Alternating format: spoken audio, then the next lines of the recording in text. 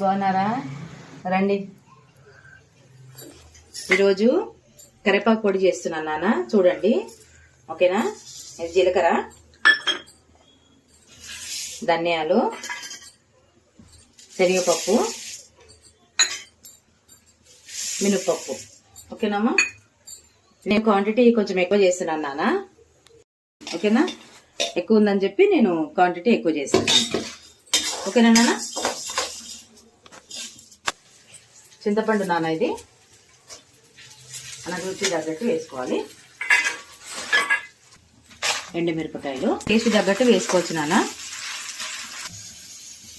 ఇవి మంచిగా వేగినాయి నాన్న. మంచిగా వేగిన తర్వాత కరివేపాకు వేసాము. చల్లారిన తర్వాత మిక్సీ పట్టడమే ఇంకా. ఓకేనా?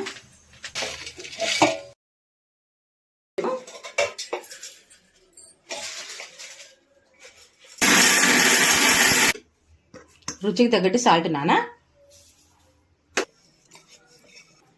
నాన్న అయిపోయింది నాన్న. ఇది వేడివేడి అన్నంలో కొంచెం నెయ్యి వేసుకొని తింటే చాలా బాగుంటుంది.